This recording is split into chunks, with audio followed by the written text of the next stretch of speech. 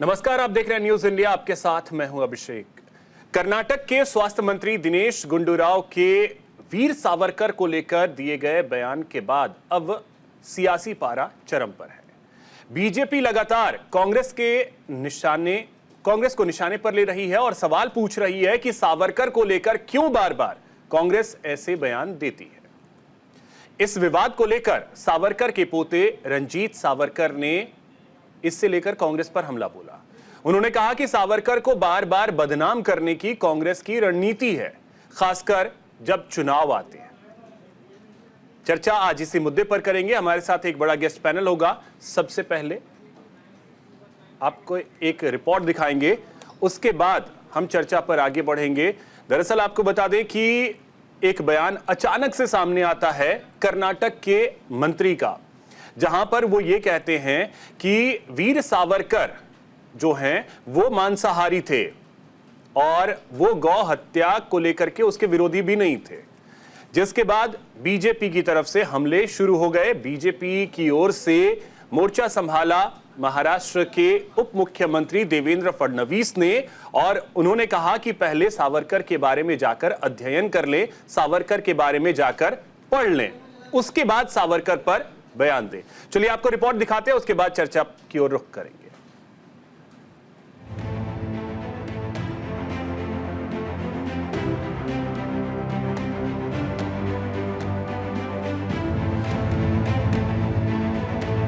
कर्नाटक के स्वास्थ्य और परिवार कल्याण मंत्री दिनेश गुंडूराव ने सावरकर को लेकर विवादित बयान दे दिया है, जिसके बाद सियासी हलकों में बयानबाजी तेज हो गई है। दिनेश गुंडूराव ने कहा, सावरकर ब्राह्मण थे लेकिन वो गौमांस खाते थे और मांसाहारी थे। उन्होंने गौ हत्या का विरोध नहीं किया। उनकी सोच एक ओर कट्टरवादी थी, वो पारंपरिक थे, तो दूसरी ओर उन्होंने आधुनिकता को भी अपनाया। कुछ लोग तो ये भी कहते हैं कि ब्राह्मण होने के नाते वो खुलेआम मांस खाते थे और इसका प्रचार भी करते थे। साध्य ಇಲ್ಲ ಅದು सावरकर सावरकर और मांस ತಿಂತಾ ಇದ್ರು. ಚಿತ್ಪಾವನ್ ಬ್ರಾಹ್ಮಣ, but he was a non-veg eater and he was not against cow slaughter. ಅವರು ಏನಂತ ಹೇಳಿದ್ರೆ ಅದು ಆ ವಿಚಾರದ ಬಗ್ಗೆ ಅವರು ಮಾಡರ್ನಿಸ್ಟೇ ಒಂದು ರೀತಿ, ಬಟ್ ಅವರ ಫಂಡಮೆಂಟಲ್ ಥಿಂಕಿಂಗ್ ಇತ್ತು. But on one side is a modernist also. ಕೆಲವು ಜನ ಹೇಳ್ತಾರೆ ಅವರು ಬೀಫು ಕೂಡ ತಿಂತಾ ಇದ್ರು ಅಂತ. But definitely as a Brahman he was eating meat and he was openly propagating eating meat. So ಆ ಒಂದು ಥಿಂಕಿಂಗ್ ಇದೆ. ಹಂಗ್ ನೋಡಕ್ ಹೋದ್ರೆ ಗಾಂಧಿ ಮತ್ತು ಇವರೆಲ್ಲ, ಇವನ್ ಇನ್ನೊಬ್ರು ಯಾರು ನಾವು ಮಾತಾಡ್ತೀವಿ, ಗಾಂಧಿ ಅವರು ವೆಜಿಟೇರಿಯನ್. ಗಾಂಧಿ ನೋಡಕ್ ಹೋದ್ರೆ ಹಿಂದೂ ಸಂಸ್ಕೃತಿ ಬಗ್ಗೆ ಅಪಾರವಾದಂತ ನಂಬಿಕೆ, ಕನ್ಸರ್ವೇಟಿವ್ ಎಲ್ಲ ಇದೆ. But his actions are different. He was a democratic person. Dinesh Gundu Rao के बयान पर महाराष्ट्र के डिप्टी सीएम देवेंद्र फडणवीस ने कहा कि कांग्रेस के लोग दोहरा चरित्र रखते हैं, जिस वजह से ये लोग सावरकर का अपमान करते हैं। ये लोग जो है, इनको सावरकर के बारे में कुछ पता नहीं है। ये बार बार सावरकर जी का अपमान ही करते हैं और सावरकर जी ने गाय के ऊपर अपने विचार बहुत अच्छे तरीके से रखे हैं। उन्होंने ये कहा है कि किसान के जन्म से लेकर मरने तक गाय ये उसको मदद करती है, इसलिए हम लोगों ने गाय को एक ईश्वर का दर्जा दिया है। मुझे ऐसा लगता है कि इस प्रकार से सावरकर जी के ऊपर गलत बयानी करना, ये राहुल गांधी ने जो शुरू किया है उसी को आगे ले जाने का प्रयास होगा। दिनेश गुंडूराव के बयान को लेकर वीर सावरकर के परिवार ने आपत्ति जताई है। सावरकर पर दिए बयान को लेकर वीर सावरकर के पोते रंजीत सावरकर ने कांग्रेस पर हमला बोल दिया है। रंजीत सावरकर ने कहा, राहुल गांधी ने जो सावरकर के अपमान की परिपाटी शुरू की वो गलत है।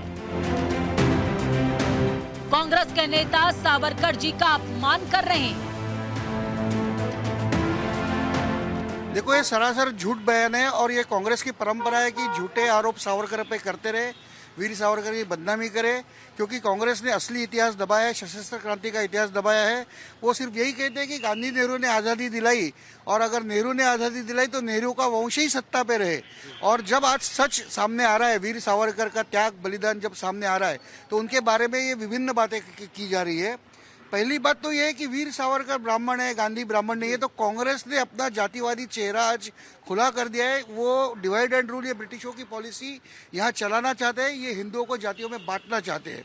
दूसरी बात ये है कि सावरकर का जो गोरक्षा के सामने इन्होंने जो बयान है वो अत्यंत गलत है। सावरकर जी का जो लेख था उसका शीर्षक था गो पूजन नवे गो पालन, मतलब सिर्फ पूजा करके नहीं चलेगा, गौ की रक्षा करना चाहिए, उसका प्रॉपर पालन होना चाहिए। मतलब जैसे गोकुल में गाय होती थी वैसी गाय हमारे यहाँ होना चाहिए, वो लेख था। वहीं इस बयान के बाद सियासी हलकों में घमासान मचा हुआ है। बीजेपी के नेता मुख्तार अब्बास नकवी ने कांग्रेस पर जमकर हमला बोला। मुख्तार अब्बास नकवी ने कहा, दिनेश गुंडूराव जैसे लोगों की जानकारी ये बात साबित करती है कि ये लोग अपना मानसिक संतुलन खो चुके हैं। ऐसे अज्ञानियों का जो ज्ञान है वो इस बात का प्रतीक है, इस बात का प्रमाण है कि इनका मानसिक संतुलन बिगड़ गया है। अब ऐसे अज्ञानी अगर इस तरह के ज्ञान देते रहेंगे तो इनको समाज जो है वो सीरियस तो लेगा नहीं। और जिस राज्य में ये हैं और जिस राज्य के लोगों ने जनादेश दे करके इनको जिम्मेदारी दी है, उसमें इस तरह के अज्ञानता भरे ज्ञान देंगे तो उनके लिए तो सबसे अच्छा कोई अच्छा मानसिक संतुलन केंद्र है जहाँ पर जाकर ठीक हो और ज्ञान लें, और देश के बारे में और देश से जुड़े हुए महापुरुषों के बारे में ज्ञान लें, न कि जो है वो उन देश के बंटवारा करने वाले लोगों का महिमा मंडप करें। वहीं अपने बयान को लेकर दिनेश गुंडूराव ने सफाई भी दी है और कहा कि उन्होंने बीजेपी पर निशाना नहीं साधा है। सावरकर आधुनिकतावादी थे, लेकिन सियासी गलियारों में कांग्रेस बीजेपी के निशाने पर आ गई है और लगातार बीजेपी कांग्रेस पर निशाना साध रही है। Bureau report, news India.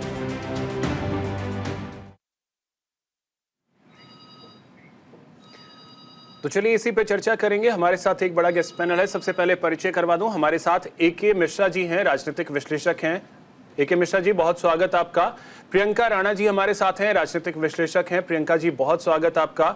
हमारे साथ मुरारी शरण शुक्ल जी हैं, आरएसएस से जुड़े हुए हैं। मुरारी जी, बहुत स्वागत आपका। हमारे साथ शिवराय कुलकर्णी जी हैं, प्रवक्ता हैं बीजेपी के। शिवराय जी, बहुत स्वागत आपका। थोड़ी देर में हमारे साथ धीरज कुमार जी होंगे, प्रोफेसर दिल्ली विश्वविद्यालय से, वो भी हमारे साथ जुड़ेंगे। और कुछ ही देर में कांग्रेस से हमारे साथ संदीप त्रिपाठी जी भी जुड़ेंगे, जो कि नेता हैं कांग्रेस के। सभी का बहुत स्वागत करता हूं और चर्चा की शुरुआत मुरारी जी आप ही से करूंगा। कांग्रेस की तरफ से अक्सर वीर सावरकर को लेकर के इस तरीके के बयान क्यों सामने आते रहते हैं, जबकि स्वर्गीय इंदिरा गांधी ने इस बात को कहीं ना कहीं स्वीकार किया था कि सावरकर वीर थे, इसमें कहीं कोई शक नहीं। बावजूद इसके क्यों इस तरीके के बयान बार बार? कांग्रेस को लगता है कि उनकी डूबती राजनीतिक नैया सावरकर का नाम लेने से शायद पार उतर जाएगी और उनको कुछ राजनीतिक लाभ मिल जाएगा शायद सावरकर का नाम लेने से। श्रीमती इंदिरा गांधी ने तो सावरकर के बारे में स्वीकार किया, वो आप बता ही रहे हैं, किंतु महात्मा गांधी ने स्वयं कहा, महात्मा गांधी जी ने कहा कि सावरकर ने भारत की गुलामी की समस्याओं को और भारत की सत्ता को, परकीय शासन की बातों को से पहले समझ, ये गांधी जी ने कहा है और उन्होंने इंग्लैंड में अपने लेखों में इस बात को स्वीकार किया है। वो अभी भी पढ़ा जा सकता है। और सावरकर के बारे में केवल भारत के लोगों ने नहीं, आयरिश रिपब्लिकन आर्मी के संस्थापकों ने और वहां के क्रांतिकारियों ने भी कहा Savarkar is the prince of all force of the world. तो सावरकर के बारे में दुनिया ने बहुत अच्छा विवेचन किया है। सावरकर अकेले क्रांतिकारी है जिसको दोनों आजन्म कारावास मिला है और सावरकर ने इस कारावास की सजा के बाद कोर्ट में कहा कि चलो कम से कम अंग्रेजों ने स्वीकार तो किया कि भारत में जैसा पुनर्जन्म होता है, उस पुनर्जन्म की प्रक्रिया को, पुनर्जन्म को अंग्रेजों ने स्वीकार तो किया, ईसाइयों ने स्वीकार तो किया। अब सावरकर को जो यातनाएं दी गई जेल में, मुझे नहीं लगता है कि किसी कांग्रेस के नेता को उस प्रकार की यातनाएं या उतनी सजा भुगतनी पड़ी हो। कांग्रेस के नेताओं को तो जेल में बहुत रॉयल ठाट बाट से रखा अंग्रेजों ने, कभी एक लाठी नहीं लगी उनको।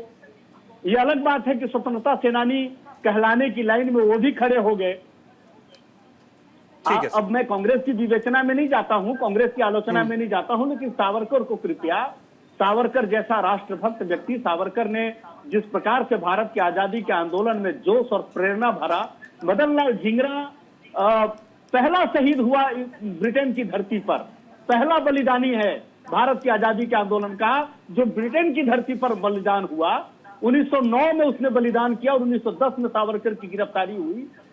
आप इंडिया हाउस में जो सावरकर ने राष्ट्रवाद के विषय को आगे बढ़ाया, वहां के युवाओं में जो देशभक्ति का जोश भरा, क्रांति की जो ज्वाला जलाई, और वहां से लेकर भारत तक में चापेकर बंधुओं के केस और बाकी सब में आप उनकी भूमिका देख लेंगे। 5 फीट का वो आदमी, मात्र 5 फीट की ऊंचाई का व्यक्ति, मुझे लगता है कि 20 फीट के ऊंचाई वाले लोगों से महान था, बड़ा था, जिसके बराबरी का कोई व्यक्तित्व आजादी के आंदोलन में नजर नहीं आता है। यदि उस पर लांछन लगाने की कोशिश करते हैं तो मुझे लगता है कि यह बहुत चिंताजनक विषय है, निंदनीय है। इनकी जितनी भी निंदा भर्त्सना की जाए वो कम है। आप राजनीति करिए, मुद्दों की राजनीति करना चाहिए। वीर शहीदों को इस तरीके से, लेकिन राष्ट्र के नेताओं को, नायकों को अपमानित मत करिए, जिनके कारण से राष्ट्र की पहचान है, उनको अपमानित करने की कोशिश मत करिए। ठीक है मुरारी जी। प्रियंका राणा जी, 2 लाइन जो है कि बॉर्डर पे तनाव है, शायद देश में चुनाव है, क्या वाकई में महाराष्ट्र में जो चुनाव है उसी को ध्यान में रखते हुए कांग्रेस के तरफ से इस तरीके का अचानक से बयान आया? क्योंकि सावरकर की चर्चा महाराष्ट्र चुनाव में ना हो, ऐसा तो हो नहीं सकता। क्या इसी को ध्यान में रखते हुए बयान दिया गया? देखिए, चुनाव आते जाते रहते हैं, लेकिन मुझे लगता है कि देश के अंदर जिस भी इंसान ने स्वतंत्रता के लिए अपनी बलिदान दिया और अपनी आहुति दी, उसके लिए सम्मान होना चाहिए और वो सभी पार्टी के लिए होना चाहिए। लेकिन बात आ जाती है जब हम लोग राजनीति करने लग जाते हैं, जब बीजेपी ये सावरकर के ऊपर कोई भी स्टेटमेंट देता है, कोई भी अगर कांग्रेस का मंत्री हो या कार्यकर्ता हो अगर स्टेटमेंट देता है, तब तो वो पूरे कांग्रेस को टारगेट करते हैं। लेकिन वहीं जब बीजेपी की कोई नेत्री लगातार किसान आंदोलन या किसानों को आतंकवादी या अलग अलग तरह से उनको कुछ भी करके अपमानित करती हैं, तब वो उनका व्यक्तिगत राय हो जाती है। तो मुझे लगता है कि कहीं ना कहीं जहां पर भी आपको सेलेक्टिव अप्रोच करके जहां पर आपको फायदा होता है वहां पर आप पूरी कांग्रेस को टारगेट कर रहे हैं, लेकिन जहां पर आप घिर जाते हैं वहां पर आप उसी चीज को अलग अप्रोच से देखते हैं। तो फिर मुझे बताइए, अगर ये पूरी कांग्रेस का स्टेटमेंट है तो फिर क्या कंगना रनौत जो लगातार, उन्होंने तो अभी 2 अक्टूबर कल ही महात्मा गांधी तक को नहीं छोड़ा, उन्होंने तो उनके ऊपर भी टिप्पणी कर दी। तो आप सोचिए कि किस तरह का दोगलापन है, और इस तरह की चीजें मुझे नहीं लगता है कि किसी भी पार्टी के अंदर होनी चाहिए। आत्ममंथन करने की जरूरत है। और इलेक्शन होते हैं, इलेक्शन आते ही, लेकिन गाय, मंदिर, पाकिस्तान, अगर ये सब चीजें ना आए तो मुझे लगता है कि बीजेपी का तो शायद खाता खुलना भी शायद अश्योर नहीं कर पाएंगे, क्योंकि इसके बिना तो उनको राजनीति करनी आती ही नहीं है। सबसे पहले हिंदू, मुस्लिम और यही सब चीजें टारगेट करके, और सबसे बड़ी तो आजकल मुझे लगता है कि गौ माता पे मध्य प्रदेश के अंदर तो एक नई जंग छिड़ी हुई है। वहां पर तो गौमूत्र पिलाने पर तुले हुए हैं, वहां पर तो कह रहे हैं कि गरबा भी नहीं होने देंगे अगर गौमूत्र नहीं पिया तो, बीजेपी के नेता। लेकिन वहां पर ये कह देते हैं उनकी व्यक्तिगत राय है, उससे पार्टी का कोई लेना देना नहीं है, लेकिन जस्टिफाई कर देते हैं। तो मुझे ये बताइए, अलग अलग जस्टिफिकेशन किस लिए होता है? अगर कर्नाटका या किसी भी स्टेट का व्यक्ति कुछ भी स्टेटमेंट दे रहा है तो वो उसकी व्यक्तिगत राय है या उसकी पार्टी की राय है, तो फिर पहले क्लियर कर लीजिए, क्योंकि फिर उसी हिसाब से बीजेपी को भी देखा जाएगा, उसी हिसाब से देखा भी जाएगा। शिवराय कुलकर्णी जी, जहां सहूलियत होती है वो बयान आप लोग एक्सेप्ट कर लेते हैं, जहां सहूलियत नहीं होती है बयान छोड़ देते हैं?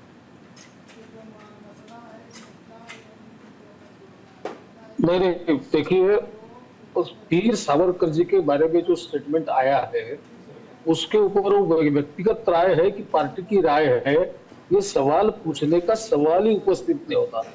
इसका कारण ये है कि राहुल गांधी पार्टी के पॉलिसी जैसे बार बार सावरकर जी पर हल्ला कर रहे हैं और वो जो हल्ला चढ़ाते हैं वो निरर्गल होता है, वो निरर्थक होता है, अनर्गल होता है और उसका कोई प्रमाण नहीं होता है, कोई पुरावा उसको नहीं होता है। बगैर प्रमाण से सावरकर के बारे में बोले जाते हैं। आज तो कोई मुद्दा नहीं है, भारतीय जनता पार्टी ने कोई मुद्दा छेड़ा नहीं महाराष्ट्र में सावरकर जी के बारे में। ये कांग्रेस के कर्नाटक के नेता ने क्यों बोला सावरकर जी के बारे में आज? इसलिए बोला है कि जब राहुल गांधी जी को अच्छा लगता है, नेता को जो अच्छा लगे वो कार्यकर्ता बोलता है और इसलिए बोला गया कि उनको अच्छा लगेगा। और उनको अच्छा क्यों लगेगा? तो वो जिस बपोती लेके वो चल रहे हैं, जिस घराने की, जिस कुटुंब की, परिवार की, उसमें सावरकर इतना त्याग किसी ने नहीं किया है। और इसलिए बार बार चिढ़कर सावरकर के बारे में आरोप करना ये इस देश के सशस्त्र क्रांतिकारियों का सबका अपमान है। दीदी अभी बोल रही थी, वो दीदी ने अभी कंपेयर किया कि कंगना रनावत जी का स्टेटमेंट और सावरकर जी के बारे में जो स्टेटमेंट आया, ये निजी राय कैसी हो सकती है? जिन्होंने इस देश को आजादी दी उनके बारे में इस तरह के वक्तव्य करना, महात्मा गांधी जी के बारे में आपके क्या विचार हैं? आप मुझे ये भी बता दीजिए, राष्ट्रपिता उनको माना जाएगा कि नहीं माना जाएगा? क्योंकि कंगना रनावत ने तो उनके ऊपर भी स्टेटमेंट दे दिया। किसानों को तो छोड़ दीजिए, वो तो आतंकवादी थे, वहां पे जो महिला बैठती थी 100 रुपए में आकर के बैठती थी, इस तरह की स्टेटमेंट वो देश की महिलाओं के बारे में कोई भी आंदोलन करता है उसको आप आंदोलन जीवी कह देते हैं। इस तरह के स्टेटमेंट बीजेपी करती है तब तो किसी न किसी की व्यक्तिगत राय हो जाती है। प्रियंका जी सुन लीजिए, वो रिप्लाई कर रहे हैं, सुन लीजिए। बोलिए शिवराज जी, बोलिए। ऐसा है कि आप जब बोल रहे थे मैं शांति से सुन रहा था और अगर आप बीच इस तरह से बोलेंगे तो मैं पूरे डिबेट भर बोलते रहूंगा बीच बीच में। सीधी बात है कि महात्मा गांधी इस देश के बहुत वरिष्ठ, परम आदरणीय और सबने माने हुए महात्मा गांधी जी नेता है। खुद इस देश के प्रधानमंत्री नरेंद्र मोदी जी महात्मा गांधी जी को नमन करते हैं, वंदन करते हैं, महात्मा गांधी जी को फॉलो करते हैं और हम सभी आरएसएस वाले हम हर रोज सुबह महात्मा गांधी जी का प्रातः स्मरण में नाम लेते हैं, उनका स्मरण करते हैं, उनकी वंदना करते हैं। महात्मा गांधी निर्विवाद बड़े नेता है। अगर कोई बोलता है तो उसके ऊपर कार्रवाई होगी, उसको नोटिस दी जाएगी, उसको बाजू में किया जाएगा। लेकिन भारतीय जनता पार्टी की धारणा महात्मा गांधी जी के बारे में, महात्मा गांधी जी इस देश के हमारे सबके आदर्श है, यही हमारी धारणा है। इसके भी पहले थी, आज भी है और कल भी रहेगी। लेकिन एकाधे आदमी का वक्तव्य लेकर आप उनको ये सावरकर के मुद्दे से उसको मत जोड़िए। राहुल गांधी खुद हर बार जानबूझकर सावरकर जी के बारे में झूठा प्रचार करते हैं। सावरकर जी को जाति के थे, आपको कौन से जाति के मत चाहिए, आपकी राजनीति आपको लखलाब हो। लेकिन जिन लोगों ने इस देश में, इस देश के आजादी के लिए अपने पूरे परिवार को न्यौछावर कर दिया यज्ञ कुंड में स्वतंत्रता के, उन लोगों के बारे में इस तरह की बात करना ये बिल्कुल अपमानजनक है। ऐसी बात नहीं होनी चाहिए। ठीक है सर, हम इसका विरोध ए.के. मिश्रा जी, और ये विरोध ठीक है सर।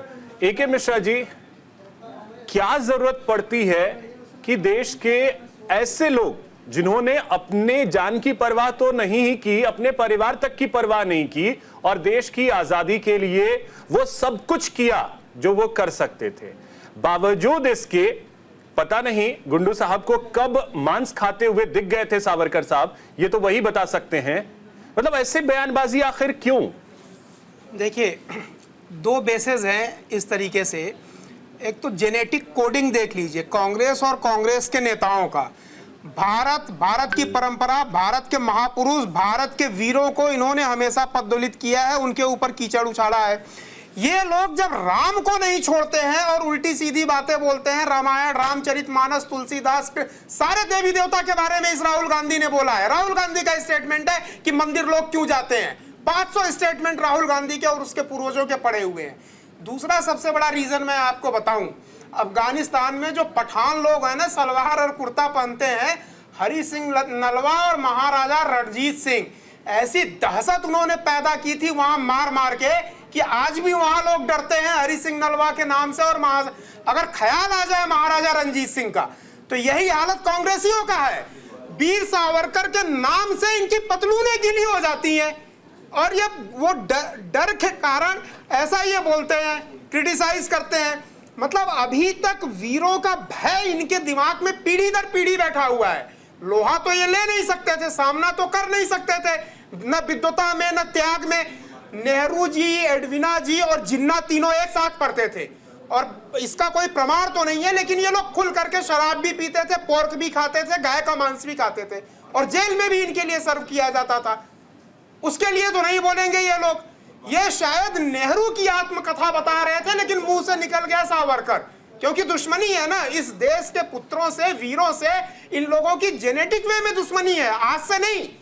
तो वो नेहरू का गुणगान कर रहे थे और निकल गया नाम सावरकर का। एक और चीज बता दूं, प्रियंका राणा मैम ने बोला कि जी भारतीय जनता को क्या पड़ी है गाय का, गोबर का, मंदिर का।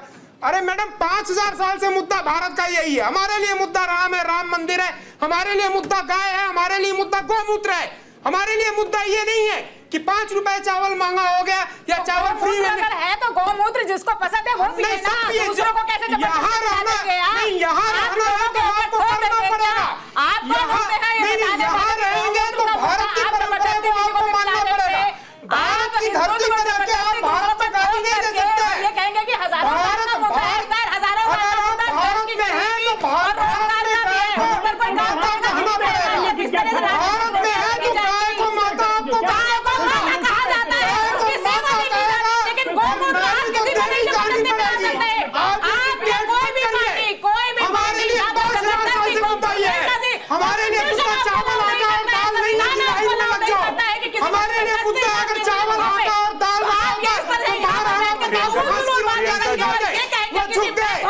अरे हम दोनों की संतान है सर, हम तीनों की संतान है। हम नहीं मानते हैं। आज की रोटी खा लेंगे लेकिन राष्ट्रवाद नहीं छोड़ेंगे। राष्ट्रवाद नहीं छोड़ेंगे। आपकी तरफ बिकेंगे नहीं, राष्ट्रवाद नहीं छोड़ेंगे, बिकेंगे नहीं। राष्ट्रवाद कीजिए, लेकिन आज की रोटी हमारे पुत्रों ने खाई है, गौ माता की पूजा भी होती है, उनकी सेवा भी होती है, लेकिन जबरदस्ती गांव मोहल्ले में हमारे लिए एक एक करके प्रियंका जी, हमारे लिए गाय मुद्दा है और रहेगा। गौमूत्र को पिलाने की बात मत कीजिए, पीना है तो खुद पीजिए। पंचगव्य हमारे लिए मुद्दा है, पंचगव्य हमारे लिए मुद्दा है। आज जैसे बिके हुए लोगों के लिए नहीं है। घास की रोटी महाराणा प्रताप ने खाई है, लेकिन मुद्दे नहीं छोड़ेंगे। कोई मर्यादा नहीं। आप जैसे लोग इस देश को तोड़ने का काम करते हैं। पंचगव्य हमारे लिए पंचगव्य हमारे लिए मर्यादा है। आप लोग प्रियंका जी और एक हमें ज्ञान देते हैं, हम बिकने वाले नहीं बिकने हैं। वाले हैं। ठीक है सर, अब एक एक करके प्लीज प्रियंका जी प्लीज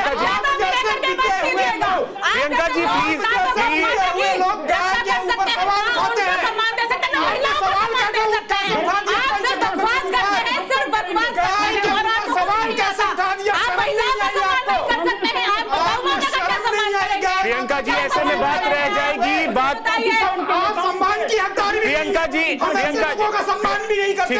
ऐसे लोग क्या सम्मान करेंगे? ठीक है, एक मिश्रा जी और गौ माता का सम्मान नहीं करेगा उसका। प्रियंका जी प्लीज प्रियंका जी, एक मिश्रा जी प्लीज। महिला आयोग जाना है, जाइए। गौ माता का ठीक है, एक मिश्रा जी अब रुक जाइए। ठीक है, नहीं है उनको जो गौ माता का अपमान करे। ठीक है, एक मिश्रा जी और प्रियंका जी। ठीक है, फालतू नहीं, 5000 साल से मुद्दा गौ है हमारे लिए। ठीक है, आपने ठीक है। बोल कैसे दिया? ओके, एक मिश्रा जी वेट। ठीक है, गौ माता 5000 साल से हमारे लिए मुद्दा है।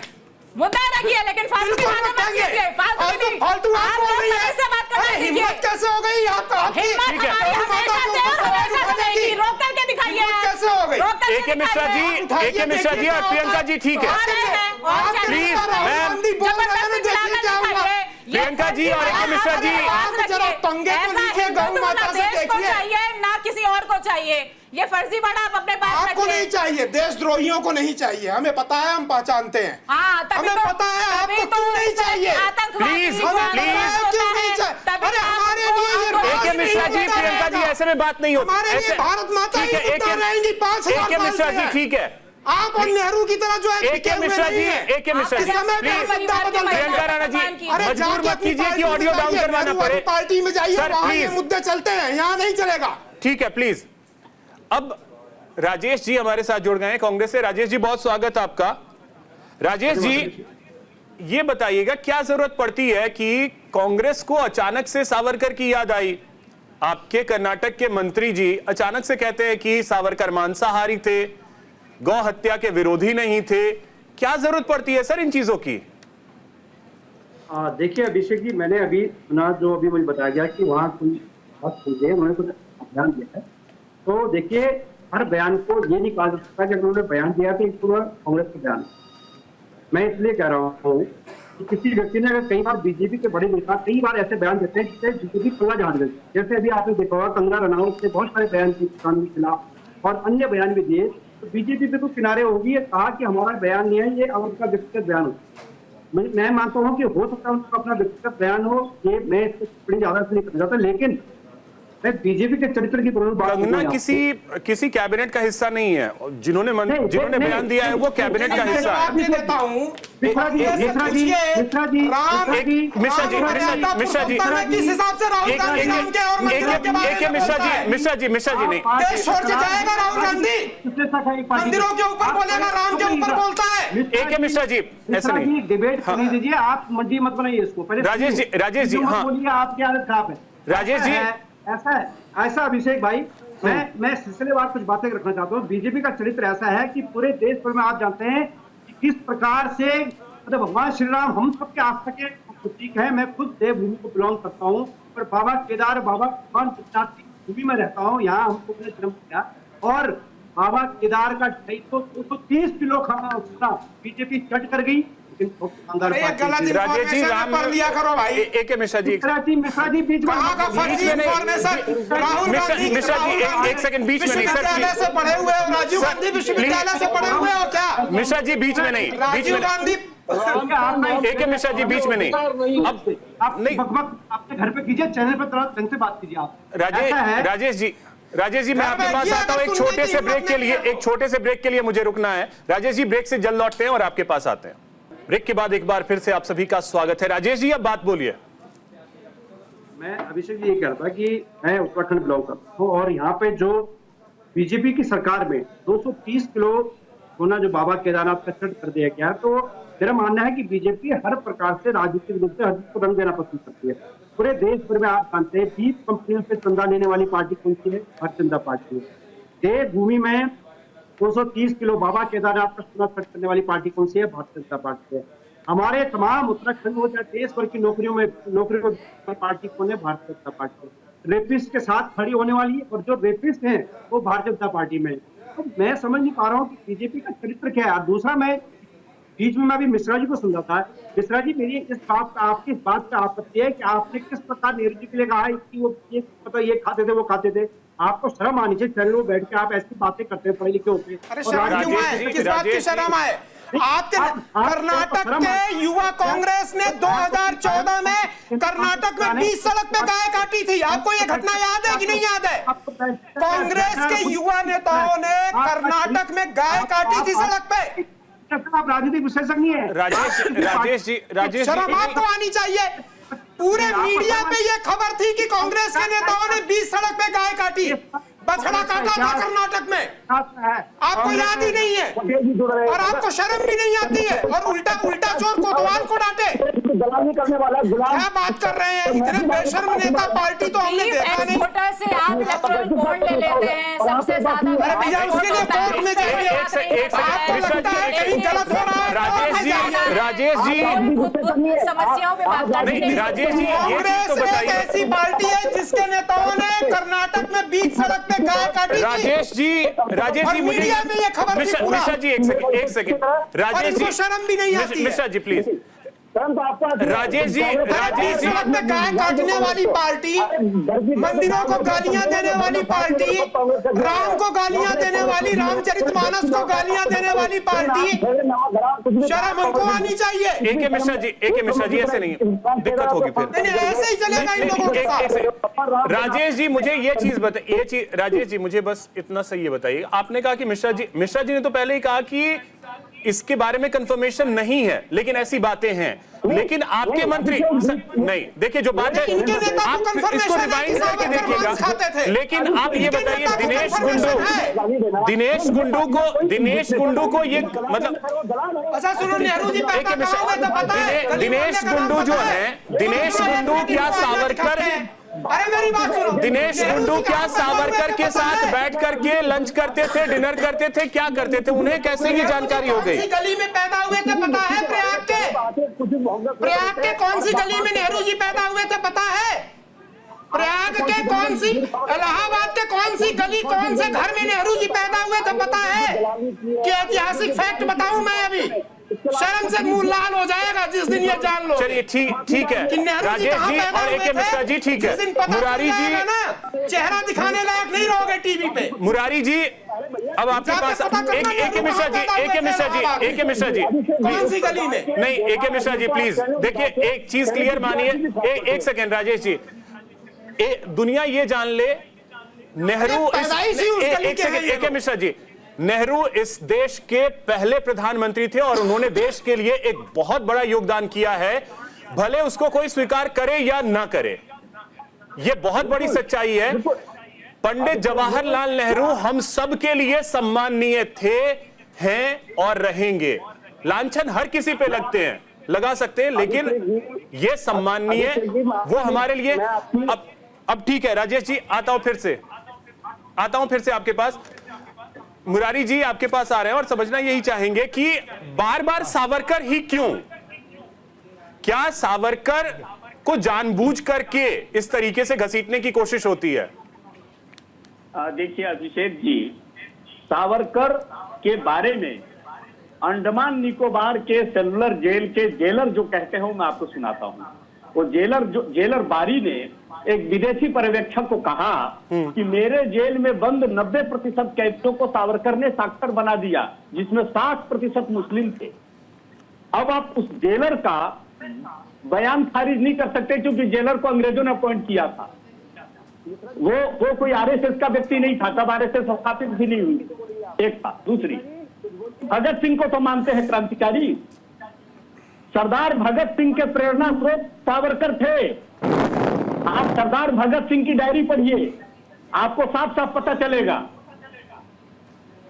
सुभाष चंद्र बोस के स्टेटमेंट पढ़िए। सुभाष चंद्र बोस ने जब पहली बार आजाद हिंद फौज को संबोधित किया तो सुभाष चंद्र बोस ने कहा कि सावरकर के कहने से ये प्रशिक्षित सैनिक मुझे मिल रहे हैं आजाद हिंद फौज के लिए। आप सुभाष चंद्र बोस के स्टेटमेंट को पढ़िए। उसके बाद आप राजेश जी के पुत्र श्यामा प्रसाद मुखर्जी जो कांग्रेस में उद्योग मंत्री थे पहली सरकार में, पहली कैबिनेट में, श्यामा प्रसाद मुखर्जी के भी भारत भक्त होने के, देशभक्त होने के प्रेरणा स्रोत सावरकर थे। कितने ही क्रांतिकारियों के सावरकर थे। सावरकर ने हमारे देश के राजेश जी बीच फिर आवाज क्लैश होगी, प्लीज राजेश जी आवाज क्लैश। कुछ भी आप रिप्लाई कर लीजिएगा, मैं आपके पास आता हूं, रिप्लाई कर लीजिएगा, सो प्लीज वेट। यदि देश की जनता के मनोभावना को आप नहीं समझे तो ऐसे राजनीतिक दल समाप्त हो जाएंगे, एक सीट को तरसेंगे, ये तय है।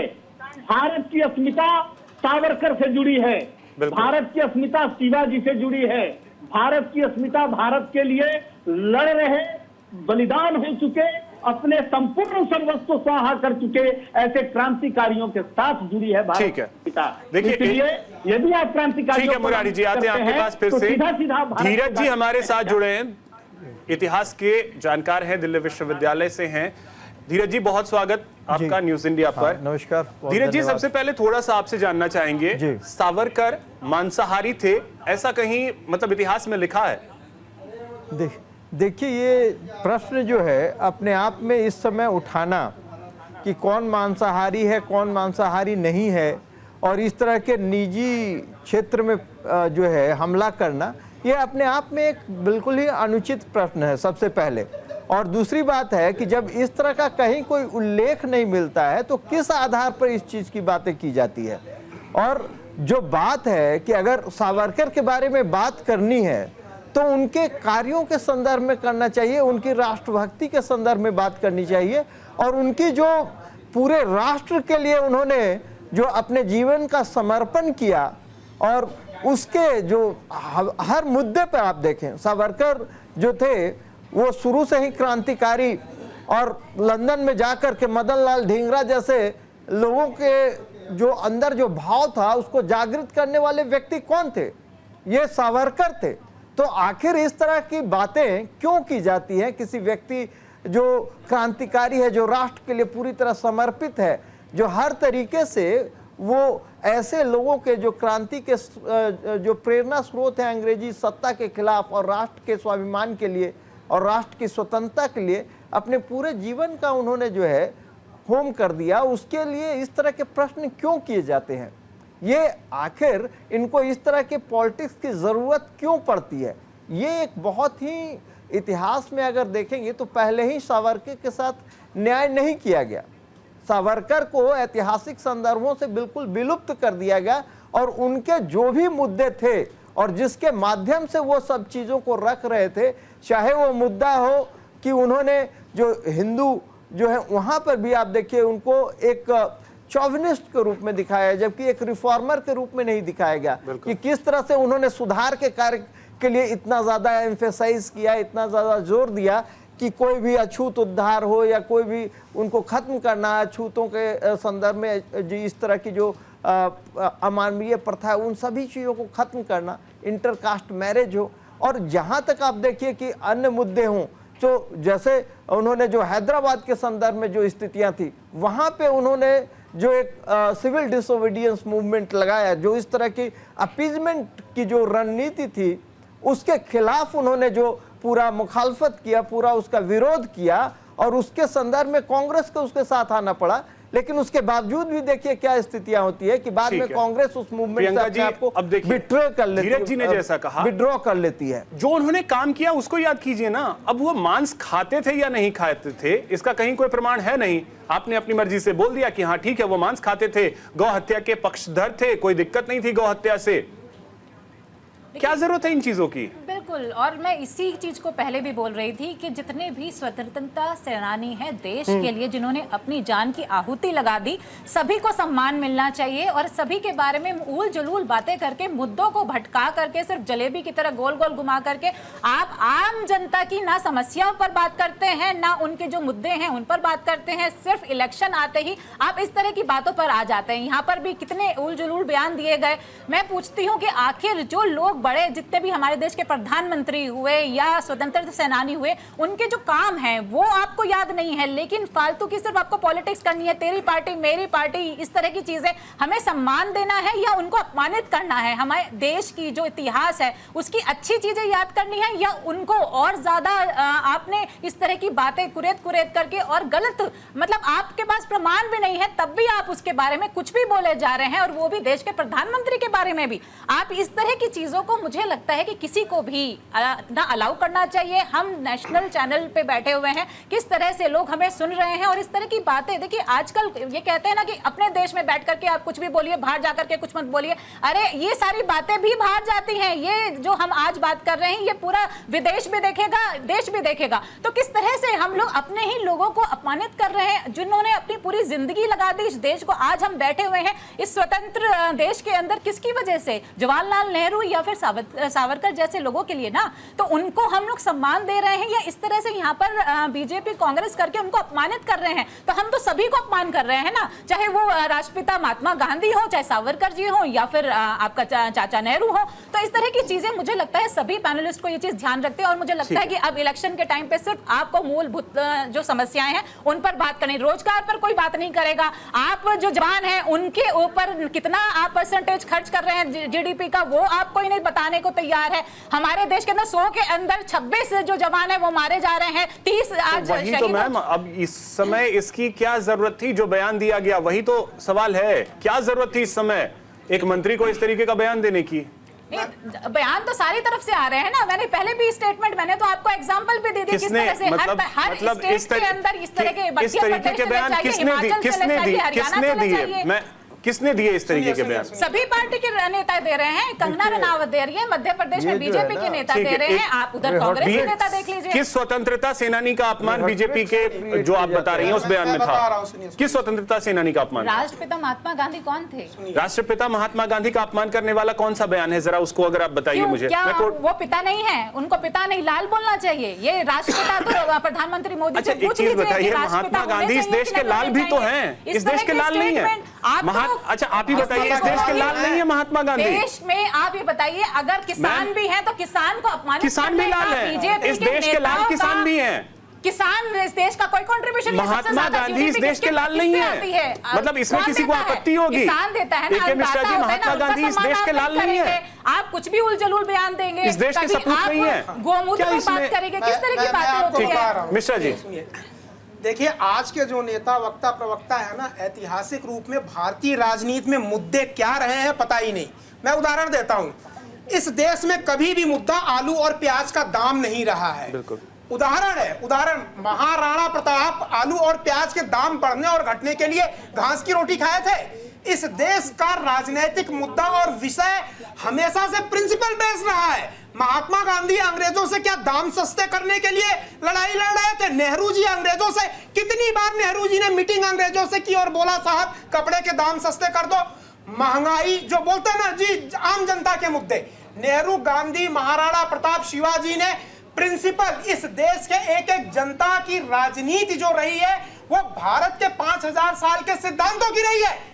संपूर्ण स्वाधीनता, होली जलाना, वही आलू प्याज के मुद्दों पे यहाँ पे राजनीति नहीं होती है। 35 करोड़ में बनती है और वो गिर जाती है। खुद अरे आलू प्याज के मुद्दों पे भारत की राजनीति कभी हुई नहीं है। भारत की राजनीति हमेशा सिद्धांतों पे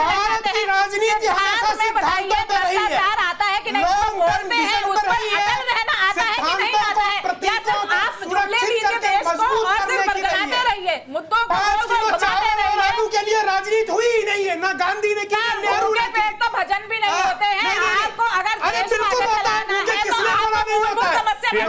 प्रियंका जी, गरीब पर भी बात करनी पड़ेगी, रोजगार पर भी बात करनी पड़ेगी। यहाँ के गरीब अमीरों से ज्यादा बेहतर है। यहाँ का गरीब, लाल बहादुर शास्त्री ने बोला था एक टाइम का खाना छोड़ दिया यहाँ के गरीब ने। अमीर नहीं छोड़ते हैं, उनके पेट की आग बुझती ही नहीं है, चाहे वो पूरा देश में। इस देश की राजनीति 10,000 साल से सिद्धांतों की रही है। राम से लेके आज तक अगर कोई राष्ट्रभक्त है तो सिद्धांतों की राजनीति है। तभी नौकर बना ने बता दिया कि किस तरह से अगर बात नहीं करेंगे, भ्रष्टाचार करेंगे तो सबक सिखाया जाएगा। समाजवादी नेता अयोध्या का मनसबदार समय पर लोकसभा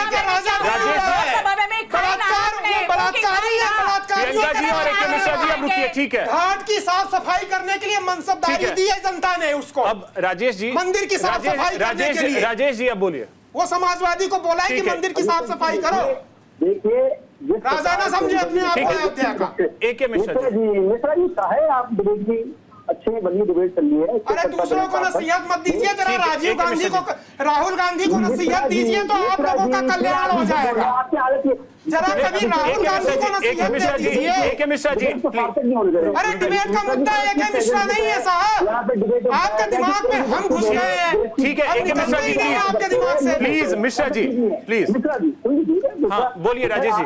डिबेट का एक नियम है जिससे कि सुननी चाहिए, हर बात को बीच में नहीं बोलना चाहिए। आप बुद्धिजीवी है, राजनीतिक विश्लेषक है, आपको सुनने की आदत डालनी चाहिए। ऐसा है सर, राजनीतिक जी प्रियंका जी ने निश्चित रूप से बहुत अच्छी बात बोली कि जिन्होंने देश की लड़ाई लड़ी, हमें कोई आपत्ति नहीं, लेकिन आप एक मतलब कांग्रेस से जुड़े फ्रीडम फाइटर्स को केवल मतलब अपनी जो व्हाट्सएप दृष्टि के माध्यम से जिस प्रकार से बदनाम करने का काम कर रहे हैं, वो भी तरीका ठीक है। देश के प्रधानमंत्री जी ने कहा कि जब से हमने महात्मा गांधी फिल्म बनाई तब से लोग महात्मा गांधी जी को जानते हैं। क्या ये अपमानित था महात्मा गांधी जी का? मतलब जो बापू का अपमानित है, विदेश से पधारो तो मैं माफी मांगी। मैं तो यही कह रहा हूँ आपसे ना, वो लोग हैं कि मतलब लड्डू में जो भारत एक खोज किताब लिखने के बाद जब नेहरू ने भारत एक खोज डिस्कवरी ऑफ इंडिया लिखी, तभी इस देश के और विदेश के लोगों को इंडिया के बारे में पता चला ना। ये तो क्लेम करते हो भारत एक खोज नेहरू ने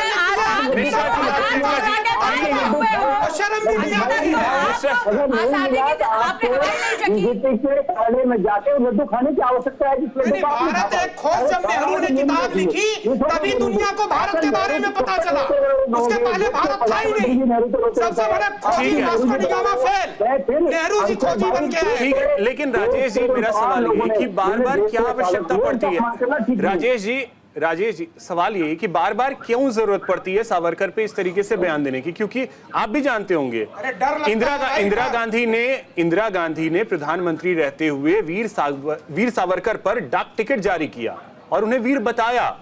जब इंदिरा गांधी स्वीकार कर रही हैं तो फिर आज के कांग्रेस के नेताओं को क्या दिक्कत है? कायरों को डर लगता है, सीधे सीधे बोलिए ना मुंह पे। जो कायर है उनको मिश्रा जी एक सेकंड। जी मैं फिर कह रहा हूँ, आप वो लोग हैं भारतीय जनता पार्टी के एजेंट के रूप में चैनल में बैठते हैं, बाकी कोई राजनीतिक दिक्कत नहीं है। आप कम से कम भैया हम किसी पार्टी की सदस्यता नहीं लिए है ना कांग्रेस। हमने तो नेहरू की भी तारीफ की ना। हमने आपसे पूछा नेहरू जी क्या 2 किलो आलू और प्याज के लिए संघर्ष कर रहे थे अंग्रेजों से? नेहरू जी जेल गए थे तो आलू और प्याज के मुद्दे पे जेल गए थे, सिद्धांतों पे गए। ठीक है धीरज जी, आप सुनते ही नहीं है। मिश्रा जी प्लीज ऐसे नहीं बात रह जाएगी ऐसे में। जल्दी से आरएसएस की बात रख रहे हैं, हम पार्टी के प्रवक्ता, हमें अपनी बात बीच में हर एंकर के बीच में बोल रहे हैं। बोलिए धीरज जी के पास फिर जाना है, जल्दी से राजेश जी। देखिए कि मैं जैसे मैंने कहा कि मैं प्रियंका जी की कुछ बातों से बिल्कुल सहमत हूँ कि जिन लोगों ने देश की आजादी की लड़ाई लड़ी, भारतीय जनता पार्टी ने एजेंडा बना रखा है कि नेहरू को बदनाम करो, महात्मा गांधी को बदनाम करो, गांधी परिवार को बदनाम करो। भाई राहुल जी ने कितनी बातें राजेश जी, अगर महात्मा गांधी को बदनाम करना होता तो दुनिया के 20 बड़े लीडर जा करके G20 का जब हो रहा था राजघाट पे क्यों हाथ जोड़ के खड़े होते अगर महात्मा गांधी को बदनाम करना होता? उनकी नानी ने देश में ताकत की है। राहुल गांधी के लिए आप आए दिन बोलते हैं, वो भी तो एक स्वतंत्रता सेनानी के ठीक है धीरज जी, लेकिन ठीक है राजेश जी, धीरज जी सवाल यही है कि क्या ठीक है सावरकर क्या इस तरीके से रहे हैं कि सूट करता है आज के कुछ पार्टियों को कि हाँ इस तरीके से हम बयान दें हमें? ठीक है राजेश जी अब वेट। पटेल जी ने बैन लगाया आरएसएस पे, पटेल जी ने तो लगाया था। हाँ ठीक है सर, पटेल जी ने लगाया, फिर उसे वो हटा भी तो भविष्य में। लगाने के बाद पता चल गया आरएसएस का महत्व क्या है, बिना आरएसएस के देश नहीं चलेगा। ठीक है ए.के. मिश्रा जी और राजेश जी प्लीज पीएफआई पे लगा नहीं है सर, प्लीज ठीक है राजेश जी। कंपैरिजन सर, क्या कंपैरिजन सर मजबूर मत कीजिए कि मैं ऑडियो डाउन करवाऊं सर प्लीज। धीरज जी अब बोलिए, सावरकर इस तरीके से रहे हैं कि कई पार्टियों को सूट करता है, उस हिसाब से बयान दे लो, चलो कोई फर्क नहीं पड़ता है। देखिए क्या है कि किसी भी ऐतिहासिक संदर्भ को तोड़ मरोड़ करके और उसको जो है एक गलत तरीके से प्रस्तुत करना, और सबसे बड़ी बात है कि किसी विवाद को जानबूझ करके इस तरह से खड़ा करना जिसका कोई सर पैर नहीं हो, जिससे आप किसी व्यक्तित्व को जो कि इतना स्वतंत्रता संग्राम के लिए आप सोचे कि 1857 पे जिन्होंने फर्स्ट वार ऑफ इंडिपेंडेंस जिसको कहा कि प्रथम स्वतंत्रता का युद्ध था, और वाकई जो उस समय उन्होंने सारे सिद्धांतों को खारिज कर दिया इतिहास लेखन के माध्यम से, और जो क्रांतिकारी आंदोलन जिन्होंने लंदन में रह करके चलाया, जिससे सोचिए कि कर्नल वाइली जैसे लोगों की जो है वहां पे ही मदन लाल धिंगरा साहब ने उनके ही इंस्पिरेशन से इतना बड़ा काम किया, बिल्कुल, और शहादत के लिए भी प्रस्तुत कर दिया अपने आप को। और ऐसे व्यक्तित्व के बारे में ऐसी घटिया और ओछी बातें करना, ये जिसका किसी कोई प्रमाण ना हो, कोई प्रमाण नहीं। मैं ये नहीं कहता कि आप गांधी के बारे में ओछी बातें करें या नेहरू के बारे में जो है इसमें किसी को कोई शक होना नहीं चाहिए। सर वक्त मेरे पास इतना ही है, बहुत शुक्रिया आप सभी का हमारे साथ जुड़ने के लिए और इस चर्चा में शामिल होने के लिए। इसमें कोई शक नहीं है कि सावरकर वीर थे, हैं और रहेंगे, सम्माननीय थे, हैं और रहेंगे। बयानबाजी से बचने की जरूरत है हमारे नेताओं को। फिलहाल इतना ही, नमस्कार।